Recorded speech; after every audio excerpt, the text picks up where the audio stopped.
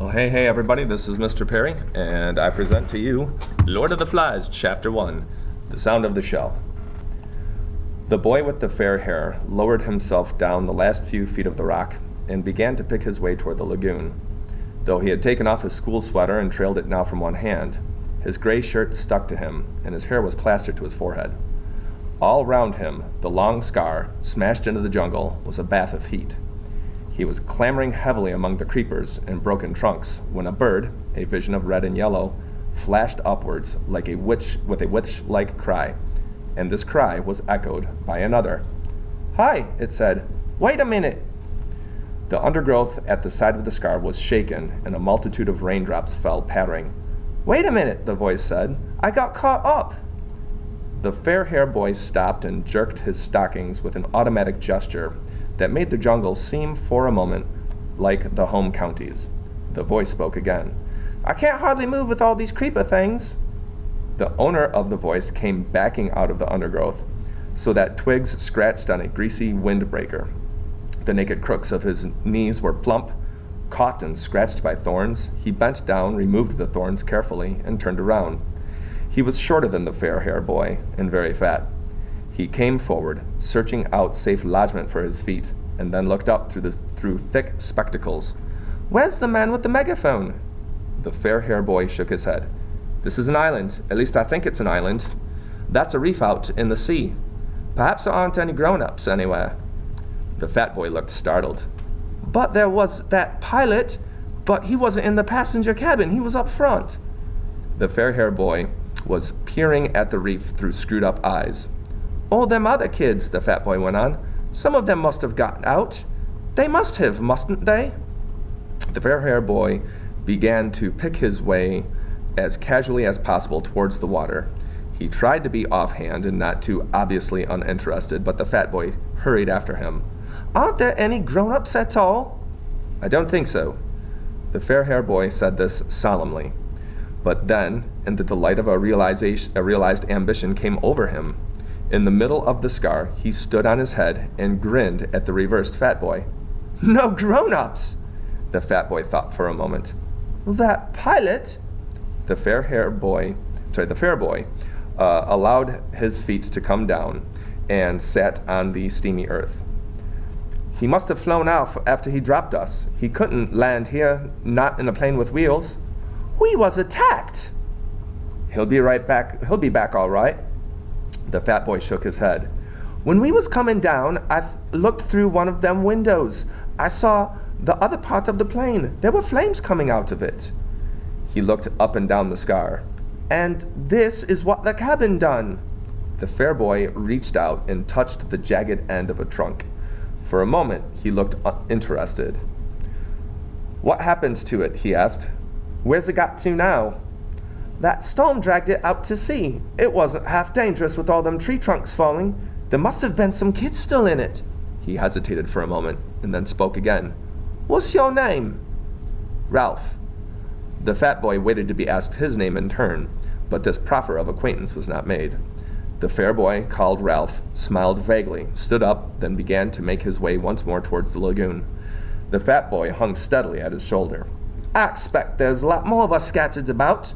You haven't seen any others, have you?" Ralph shook his head and increased his speed. Then he tripped over a branch and came down with a crash. The fat boy stood by him, breathing hard. "My auntie told me not to run," he explained, "on account of my asthma." "Asthma?" "That's right. Can't catch my breath. I was the only boy in school what had asthma," said the fat boy with a touch of pride. "And I've been wearing specs since I was 3. He took off his glasses and held them out to Ralph, blinking and smiling, then started to wipe them against his grubby windbreaker. An expression of pain and inward concentration altered the pale contours of his face. He smeared the sweat from his cheeks and quickly adjusted the spectacles on his nose.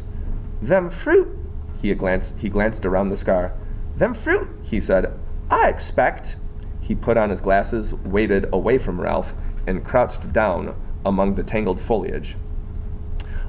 "I'll be out again in a minute." Ralph disentangled himself cautiously and stole away through the branches. In a few seconds, the fat boy's grunts were behind him, and he was hurrying towards the screen that still lay between him and the lagoon.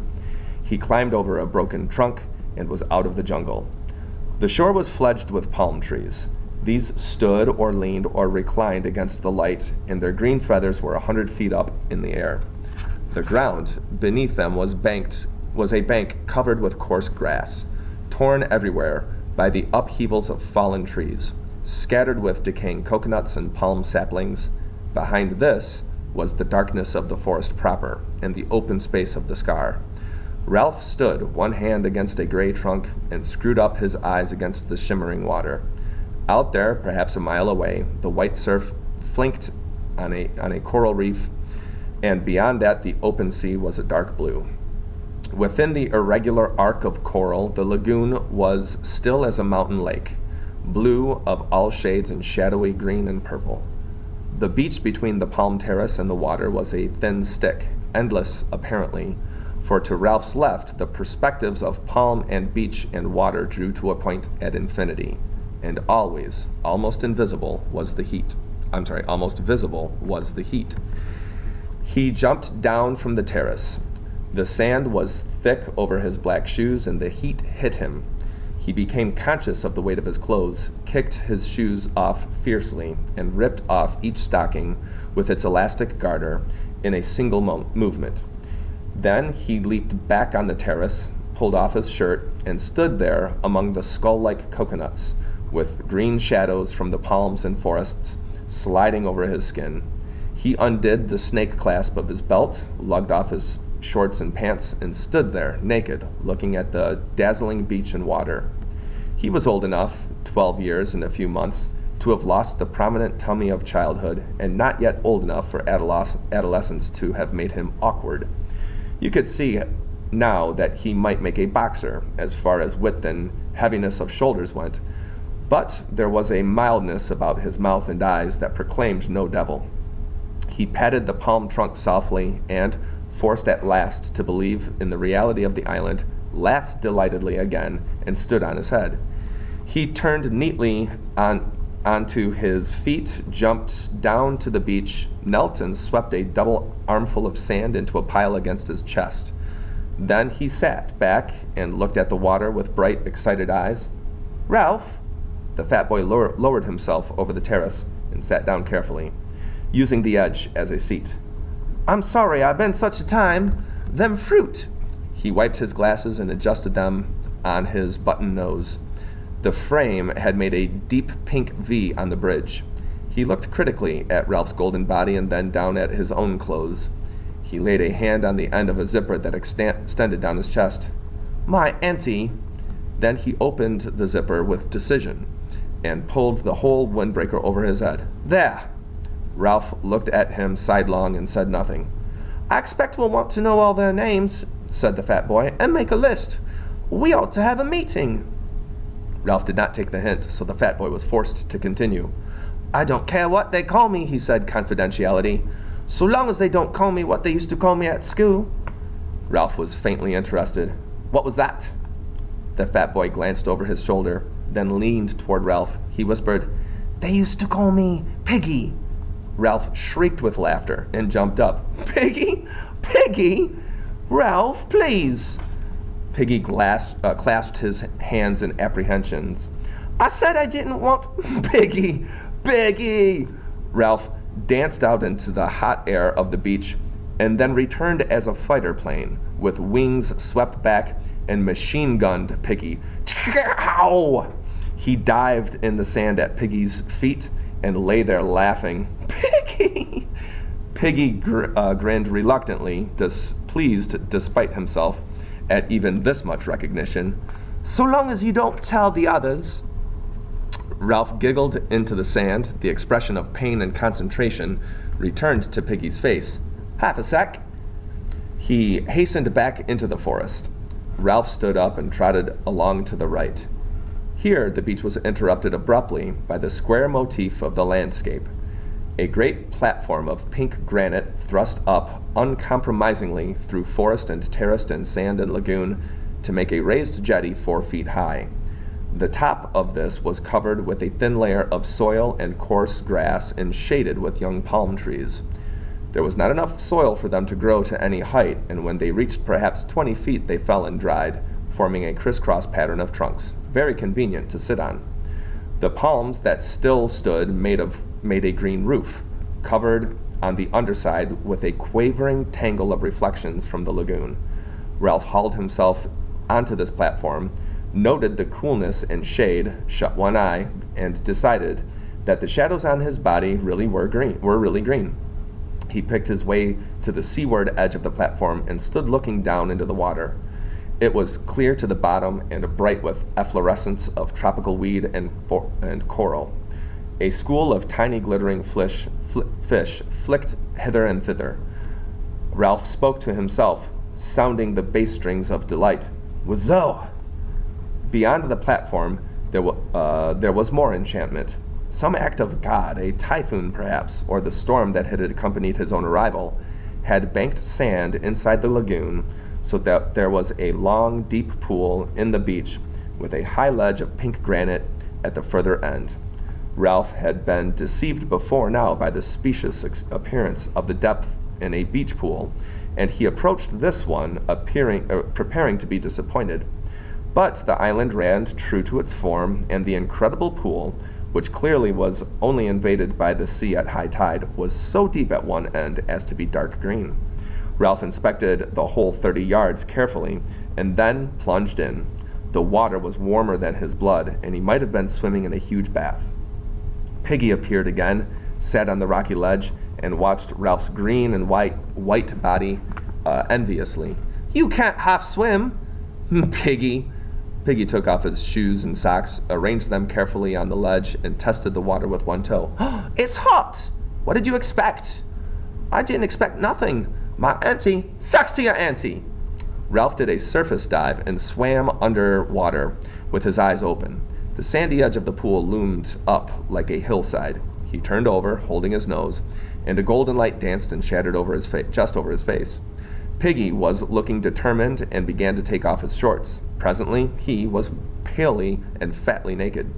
He tiptoed down the sandy side of the pool and sat there up to his neck in the water, smiling proudly at Ralph. "Aren't you going to swim?" Piggy shook his head. "I can't swim. I wasn't allowed. My asthma." "Sucks to your asthma!" Piggy bore this with a sort of humble patience. "You can't half swim well." Ralph paddled backwards down the slope, immersed his mouth, and blew a jet of water into the air. Then he lifted his chin and spoke. "I could swim when I was 5. Daddy taught me. He's a commander in the Navy. When he gets leave, he'll come and rescue us. Where's your father?" Piggy flushed suddenly. "My dad's dead," he said quickly, "and my mom—" He took off his glasses and looked vainly for something with which to clean them. "I used to live with my auntie. She kept a candy store. I used to get ever so many candies, as many as I liked. When'll your dad rescue us?" "Soon as he can." Piggy rose, dripping from the water, and stood naked, cleaning at his glasses with a sock. The only sound that reached them now through the heat of the morning was the long, grinding roar of the breakers on the reef. "How does he know we're here?" Ralph lolled in the water. Sleep enveloped him like the swathing mirages that were wrestling with the brilliance of the lagoon. "How does he know we're here?" "Because," thought Ralph, because. The roar from the reef became very distant. "They'll tell him at the airport." Piggy shook his head, put on his flashing glasses, and looked down at Ralph. "Not them. Didn't you hear what the pilot said about the atom bomb? They're all dead." Ralph pulled himself out of the water, stood facing Piggy, and considered this unusual problem. Piggy persisted. "This is an island, isn't it?" "I climbed a rock," Ralph said slowly, "and I think this is an island." "They're all dead," said Piggy, "and this is an island? Nobody don't know we're here. Your dad don't know. Nobody don't know." His lips quivered and the spectacles were dimmed with mist. "We may stay here till we die." With that last word, the heat seemed to increase till it became a threatening weight, and the lagoon attacked them with a blinding effulgence. "Get my clothes," muttered Ralph. "Along there." He trotted through the sand, enduring the sun's enmity, crossed the platform, and found his scattered clothes. To put on a gray shirt once more was strangely pleasing. Then he climbed to the edge of the platform and sat in the green shade of a convenient trunk. Piggy hauled himself up, carrying most of his clothes under his arms. Then he sat carefully on a fallen trunk near the little cliff that fronted the lagoon, and the tangled reflections quivered over him. Presently he spoke. "We've got to find the others. We've got to do something." Ralph said nothing. Here was a coral island, protected from the sun. Ignoring Piggy's ill-omened talk, he dreamed pleasantly. Piggy insisted. "How many of us are there?" Ralph came forward and stood by Piggy. "I don't know." Here and there little breezes crept over the polished waters beneath the haze of heat.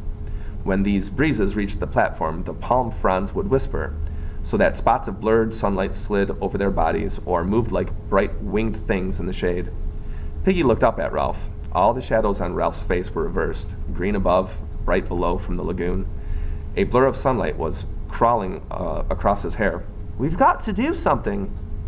Ralph looked through him. Here at last was the imagined but never fully realized place, leaping into real life. Ralph's lips parted in a delighted smile, and Piggy, taking this smile to himself as a mark of recognition, laughed with pleasure. "If it really is an island, what's that?" What's that?" Ralph had stopped smiling and was pointing into the lagoon. Something creamy lay in the ferny weeds. "A stone? No, a shell." Suddenly Piggy was abubble with decorous excitement. "'S right! It's a shell! I seen one like that before, on someone's back wall. A conch, he called it. He used to blow it, and then his mum would come. It's ever so valuable." Near to Ralph's elbow, a palm sapling leaned out over the lagoon. Indeed, the weight was already pulling a lump from the poor soil, and soon it would fall. He tore out the stem and began to poke about in the water, while the brilliant fish flicked away on this side and that. Piggy leaned dangerously.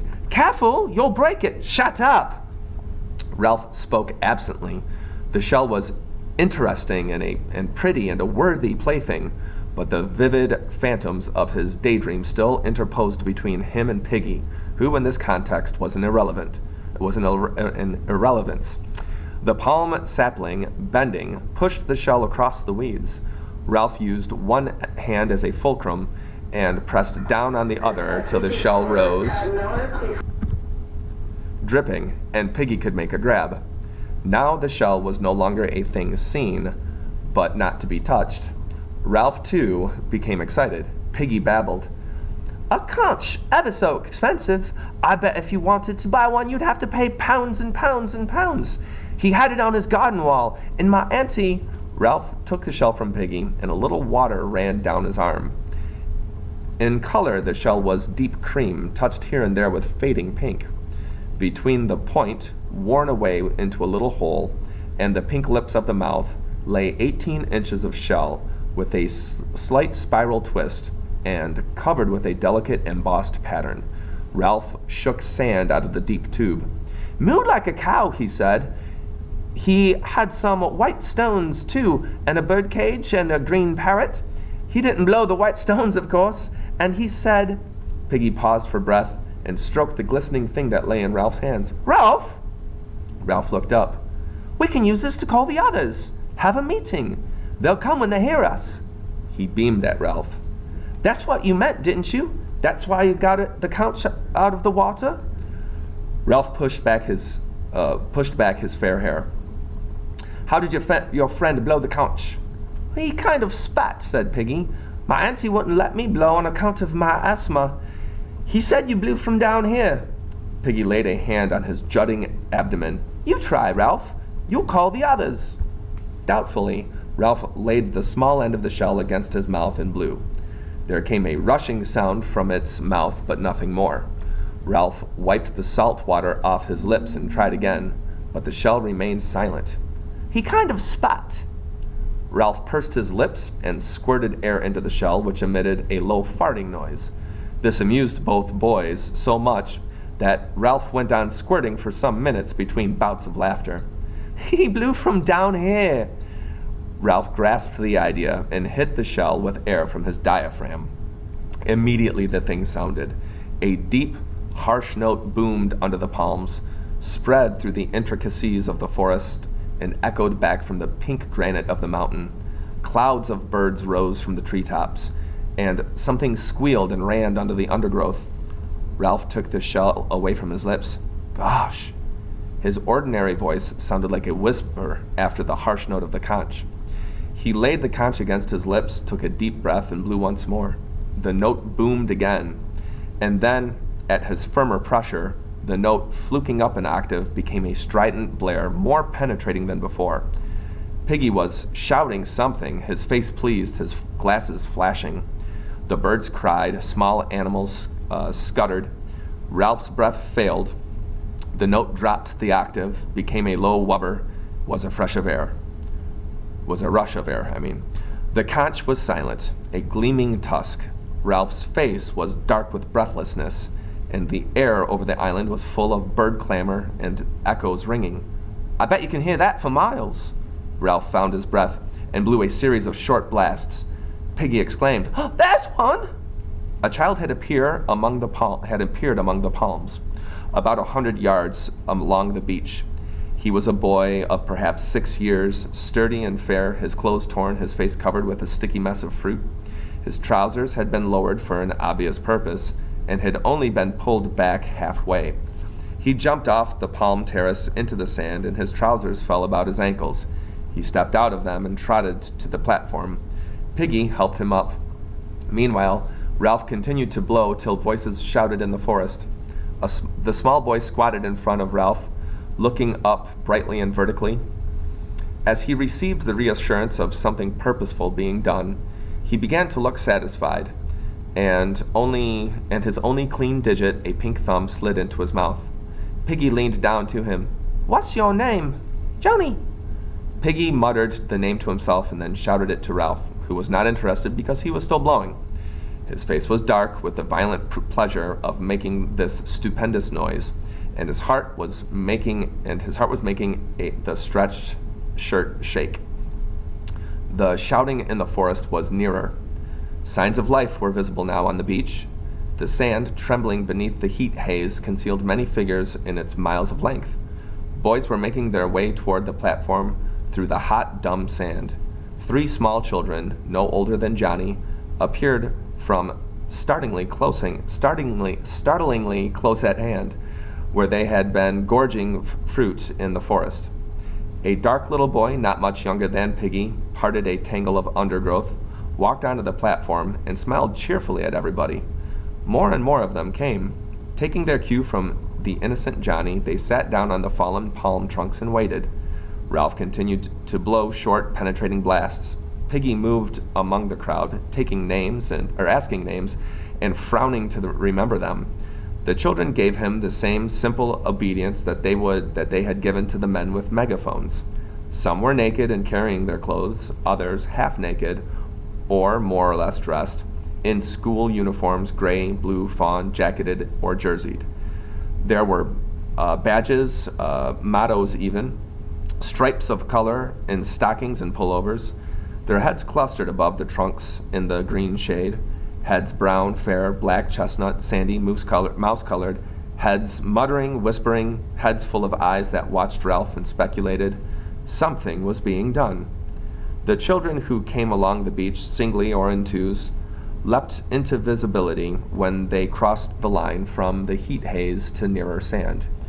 Here, the eye was first attracted to a black, bat-like creature that danced on the sand, and only later perceived the body above it. The bat was the child's shadow, shrunk by the vertical sun to a patch between hurrying feet. Even while he blew, Ralph noticed the pair of bodies that reached the platform above a fluttering patch of black. The 2 boys, bullet-headed with hair like tow, flung themselves down and lay grinning and panting at Ralph like dogs. They were twins, and the eye was shocked and incredulous at such cheery duplication. They breathed together, they grinned together, they were chunky and vital. They raised wet lips at Ralph, for they seemed to be provided with not quite enough skin, so that their profiles were blurred and their mouths pulled open. Piggy bent his flashing glasses to them and could be heard between the blasts repeating their names. Sam and Eric. Sam and Eric. Then he got muddled. The twins shook their heads and pointed at each other, and the crowd laughed. At last, Ralph ceased to blow and sat there, the conch trailing from one hand, his head bowed on his knees. As the echoes died away, so did the laughter, and there was silence. Within the diamond haze of the beach, something dark was fumbling along. Ralph saw it first, and watched till the intentness of his gaze drew all eyes that way. Then the creature stepped from the mirage onto clear sand, and they saw that the darkness was not all shadow, but mostly clothing. The creature was a party of boys, marching approximately in step in two parallel lines, and dressed in strangely eccentric clothing. Shorts, shirts, and different garments they carried in their hands, but each boy wore a square black cap with a silver badge on it. Their bodies, from throat to ankle, were hidden by black cloaks, which bore a long silver cross on the left breast, and each neck was finished off with a ham-bone frill. The heat of the tropics, the descent, the search for food, and now this sweaty march along the blazing beach had given them the complexions of newly washed plums.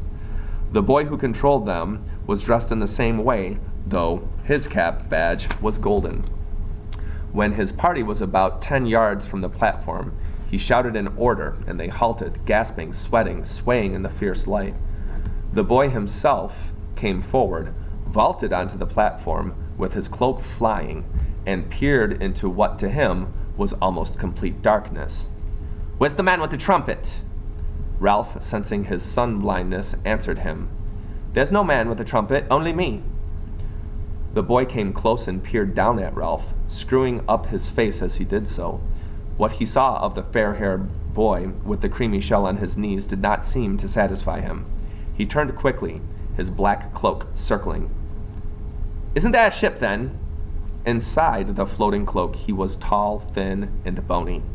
His hair was red beneath the black cap. His face was crumpled and freckled, and ugly without silliness. Out of his face stared two light blue eyes, frustrated now, and turning, or ready to turn, to anger. "Isn't there a man here?" Ralph spoke to his back. "No, we're having a meeting. Come and join in." The group of cloaked boys began to scatter from close line. The tall boy shouted at them, "Choir, stand still!" Wearily obedient, the choir huddled into line and stood there, swaying in the sun. Nonetheless, some began to protest faintly. "But Merridew, please Merridew, can't we?" Then one of the boys flopped on his face in the sand, and the line broke up. They heaved the fallen boy onto the platform and let him lie. Merridew, his eyes staring, made the best of a bad job. "All right then, sit down, let him alone." "But Merridew, he's always throwing a feint," said Merridew. "He did in Jib and Addis and at Matins over the precentor." This last piece of shot brought sniggers from the choir, who perched like black birds on the crisscross trunks and examined Ralph with interest. Piggy asked no names. He was intimidated by this uniformed superiority and the offhanded authority in Merridew's voice. He shrank to the other side of Ralph and busied himself with his glasses. Merridew turned to Ralph. "Aren't there any grown-ups?" "No." Merridew sat down on a trunk and looked around the circle. "Then we'll have to look after ourselves." Secure on the other side of Ralph, Piggy spoke timidly. That's why Ralph made a meeting, so as we can decide what to do. We've heard names. That's Johnny. Those two, they're twins. Sam and Eric. Which is Eric? You? No, you're Sam." "I'm Sam. And I'm Eric." "We'd better all have names," said Ralph. "So I'm Ralph." "We've got most names," said Piggy. "Got 'em just now." "Kids' names," said Merridew. Why should I be Jack? I'm Merridew." Ralph turned to him quickly. This was the voice of one who knew his own mind. "Then," went on Piggy, "that boy, I forget—" "You're talking too much," said Jack Merridew. "Shut up, Fatty." Laughter arose. "He's not Fatty," cried Ralph. "His real name's Piggy." "Piggy? Piggy! Oh, Piggy! A storm of laughter arose, and even the tiniest child joined in. For the moment, the boys were a closed circuit of sympathy, with Piggy outside. He went very pink, bowed his head, and cleaned his glasses again. Finally, the laughter died away, and the naming continued. There was Maurice, next in size among the choir boys to Jack, but broad and grinning all the time. There was a slight Sertive boy, whom no one knew, who kept to himself with the inner intensity of avoidance and secrecy. He muttered that his name was Roger, and was silent again. Bill, Robert, Harold, Henry. The choir boy who had fainted and sat up against a palm trunk smiled pallidly at Ralph and said that his name was Simon. Jack spoke. "We've got to decide about being rescued." There was a buzz. One of the small boys, Henry, said that he wanted to go home. "Shut up," said Ralph absently. He lifted the conch. "Seems to me we ought to have a chief to decide things." "A chief! A chief!" "I ought to be chief," said Jack with simple arrogance, "because I'm chapter chorister and head boy. I can sing C sharp." Another buzz. "Well then," said Jack, He hesitated. The dark boy, Roger, stirred at last and spoke up. "Let's have a vote." "Yes, vote for chief. Let's vote." This toy of voting was almost as pleasing as the conch. Jack started to protest, but the clamor changed from the general wish for a chief to an election by acclaim of Ralph for this. To an election by acclaim of Ralph himself. None of the boys could have found good reason for this. What intelligence had been shown was traceable to Piggy, while the most obvious leader was Jack. But there was a stillness about Ralph as he sat that marked him out. There was his size and attractive appearance, and most obscurely, yet most powerfully, there was the conch. The being that had blown that had sat waiting for them on the platform with the delicate thing balanced on his knees was set apart. "Him with the shell! Ralph! Let him be chief with the trumpet thing!" Ralph raised his hand for silence. "All right then, who wants Jack for chief?" With dreary obedience, the choir raised their hands. "Who wants me?" Every hand outside the choir except Piggy's was raised immediately. Then Piggy, too, raised his hand grudgingly into the air. Ralph counted. "I'm chief, then." The circle of boys broke into applause. Even the choir applauded, and the freckles on Jack's face disappeared under a blush of mortification. He started up, then changed his mind and sat back down while the air rang. Ralph looked at him, eager to offer something. "The choir belongs to you, of course." "They could be my army." "Or hunters." "They could be—" The suffusion drained away from Jack's face. Ralph waved again for silence. "Jack's in charge of the choir. They can be— what do you want them to be?" "Hunters." Jack and Ralph smiled at each other, with shy liking. The rest began to talk eagerly. Jack stood up. "All right, choir, take off your togs." As if released from class, the choir boys stood up, chattered, piled their black cloaks on the grass. Jack laid his on the trunk by Ralph. His gray shorts were sticking to him with sweat. Ralph glanced at him admiringly, and when Jack saw his glance, he explained, "I tried to get over that hill to see if there was water all around, but your shell called us." Ralph smiled at everybody and held up the conch for silence. "Listen, everybody. We've got to have time to think things out. I can't decide what to do straight off. If this isn't an island, we might be rescued straight away. So we've got to decide if this is an island. Everybody must stay around here and wait and not go away. 3 of us. If we take more, we'll get all mixed and lose each other. 3 of us will get on an expedition and find out. I'll go, and Jack, and—" he looked around the circle of eager faces. There was no lack of boys to choose from. "And Simon." The boys round Simon giggled, and he stood up, laughing a little. Now that the pallor of his faint was over, he was a skinny, vivid little boy, with a glance coming up from under a hut of straight hair that hung down, black and coarse. He nodded at Ralph. "I'll come." "And I." Jack snatched from behind him a sizable sheath knife and clouted it into a trunk. The buzz rose and died away. Piggy stirred. "I'll come." Ralph turned to him. "You're no good on a job like this." All the same, we don't want you, said Jack flatly. 3's enough. Piggy's glasses flashed. I was with him when he found the conch. I was with him before anyone else was. Jack and the others paid no attention. There was general dispersal. Ralph, Jack, and Simon jumped off the platform and walked along the sand past the bathing pool. Piggy hung, bumbling behind them. If Simon walks in the middle of us, said Ralph, then we can talk over his head. The 3 of them fell into step. This meant that every now and then Simon had to do a double shuffle to catch up with the others. Presently, Ralph stopped and turned to Piggy. Look! Jack and Simon pretended to notice nothing. They walked on. You can't come! Piggy's glasses were misted again, this time with humiliation. You told them, after what I said. His face flushed. His mouth trembled. After I said I didn't want... What on earth are you talking about? About being called Piggy. I said I didn't care as long as they didn't call me Piggy. And I said not to tell them, and then you went straight out. Stillness descended on them. Ralph, looking with more understanding at Piggy, saw that he was hurt and crushed.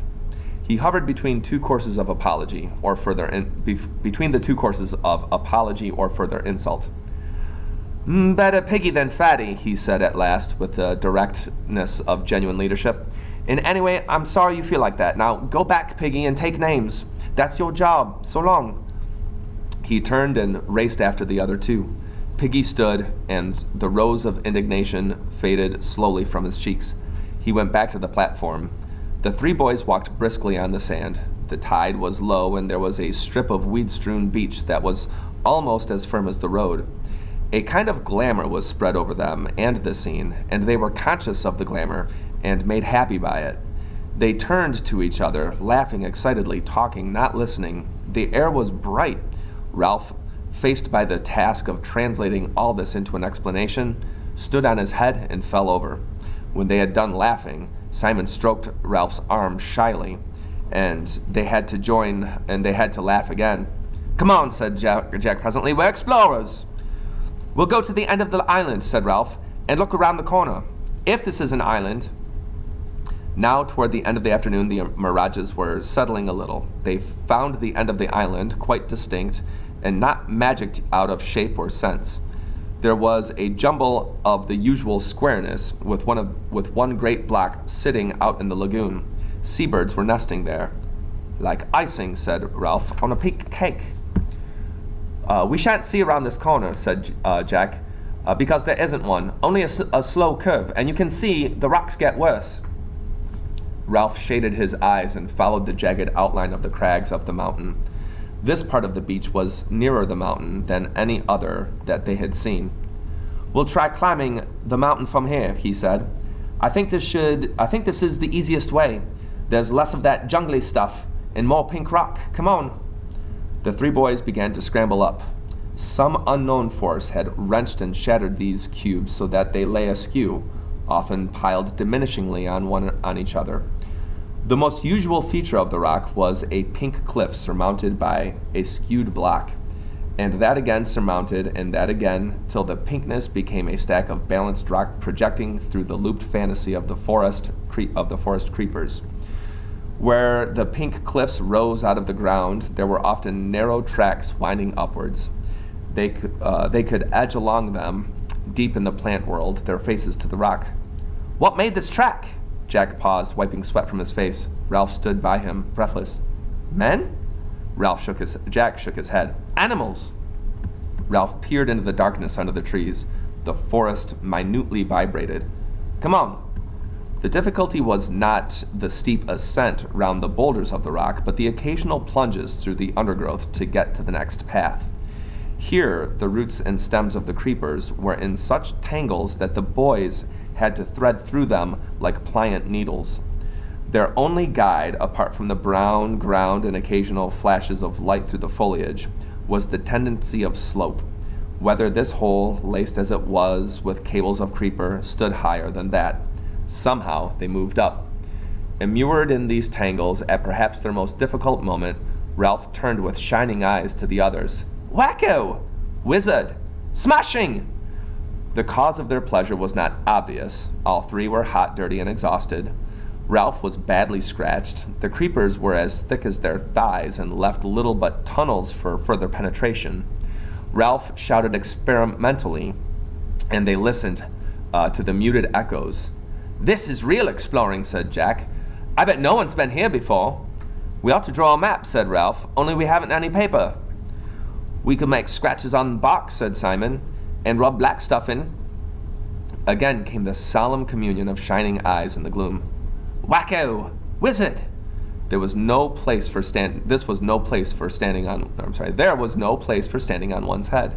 This time Ralph expressed the intensity of his emotion by pretending to knock Simon down, and soon they were a heavy heaving pile in the underdusk.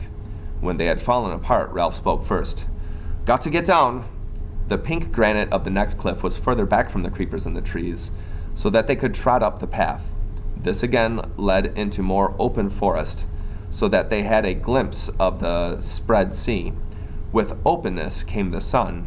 It dried the sweat that had soaked their clothes in the dark, damp heat. At last, the way to the top looked like a scramble over pink rock with no more plunging through the darkness. The boys chose their way through the defiles and over the heaps of sharp stone. "Look! Look!" High over this end of the island, the shattered rocks lifted up their stacks and chimneys. This one, against which Jack leaned, moved with the grating sound when they pushed. "Come on!" But not "come on" to the top. The assault on the summit must wait while the three boys accepted this challenge. The rock was as large as a small motor car. "Heave!" Sway back and forth, catch the rhythm. "Heave!" Increase the swing of the pendulum, increase, increase. Come back and bear against that point of furthest balance. Increase, increase. Heave! The great rock loitered, poised on one toe, decided not to return, moved through the air, fell, struck, turned over, leaped droning through the air, and smashed a deep hole in the canopy of the forest. Echoes and birds flew, white and pink dust floated, the forest further down shook, as with the passage of an enraged monster, and then the island was still. "Wacko! Like a bomb! Whee-oh!" Not for 5 minutes could they drag themselves away from this triumph, but they left at last. The way to the top was easy after that. As they reached the last stretch, Ralph stopped. "Golly!"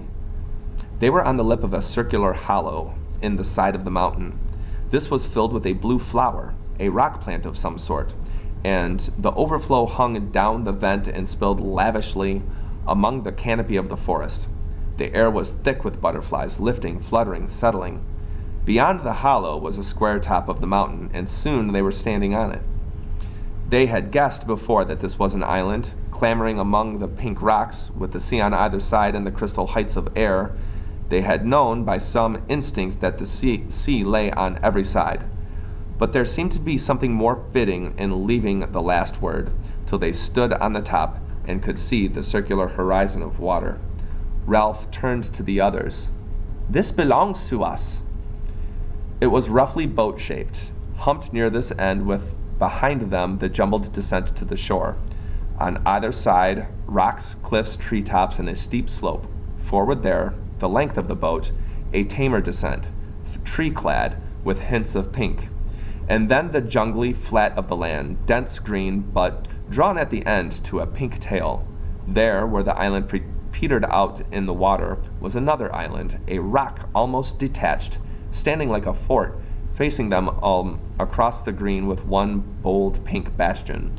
The boys surveyed all of this, and then looked out to the sea. They were high up, and the afternoon had advanced. The view was not robbed of sharpness by mirage. "That's a reef, a coral reef. I've seen pictures like that." The reef enclosed more than one side of the island, lying perhaps a mile out and parallel to what they now thought of as their beach. The coral was scribbled in the sea as though a giant had bent down to reproduce the shape of the island in a flowing chalk line, but tired before he had finished. Inside was peacock water, rocks and weeds showing as in an aquarium. Outside was dark blue of the sea. The tide was running so long so that long streaks of foam tailed away from the reef, and for a moment they felt like the boat was moving steadily astern. Jack pointed down. "That's where we landed." Beyond the falls and cliffs there was a gash visible in the trees. There were splintered trunks, and then the drag, leaving only a fringe of palm between the scar and the sea. There, too, jutting into the lagoon, was the platform, with insect-like figures moving near it. Ralph sketched a twining line from the bald spot on which they stood down a slope, a gully, through flowers, round and down to the rock where the scar started. "That's the quickest way back." Eyes shining, mouths open, triumphant, they savored the right of domination. They were lifted up, were friends. "There's no village smoke and no boats," said Ralph wisely. "We'll make sure later, but I think it's uninhabited." "We'll get food," cried Jack. "Hunt, catch things until they fetch us." Simon looked at them both, saying nothing but nodding till his black hair flopped backwards and forwards. His face was glowing. Ralph looked down the other way, where there was no reef. "Steeper," said Jack. Ralph made a cupping gesture. "That bit of forest down there. The mountain holds it up." Every point of the mountain held up trees, flowers and trees. Now the forest stirred, roared, flailed. The nearer acre of the rock flowers fluttered, and for half a minute the breeze blew cool on their faces. Ralph spread out his arms. "All ours." They laughed and tumbled and shouted on the mountain. "I'm hungry." When Simon mentioned his hunger, the others became aware of theirs. "Come on," said Ralph. "We've got to find out what we want, we found out what we wanted to know." They scrambled down a rock slope, dropped among the flowers, and made their way under the trees. Here they paused and examined the bushes around them curiously. Simon spoke first. "Like candles, bushes, candle buds." The bushes were dark evergreen and aromatic, and many buds were waxen green and folded up against the light. Jack slashed at one with his knife, and the scent spilled over them. "Candle buds." "You couldn't light them," said Ralph. "They just look like candles." "Green candles," said Jack contemptuously. "We can't eat them. Come on." They were in the beginnings of the thick forest, plonking with weary feet on a track, when they heard the noises, squeakings, and the hard strike of hoofs on a path. As they pushed forward, the squeaking increased until it became a frenzy. They found a piglet caught in a curtain of creepers, throwing itself at the elastic traces in all the madness of extreme terror. Its voice was thin, needle-sharp, and insistent. The three boys rushed forward, and Jack drew his knife again with a flourish. He raised his arm in the air. There came a pause, a hiatus. The pig continued to scream and the creepers to jerk, and the blade continued to flash at the end of a bony arm.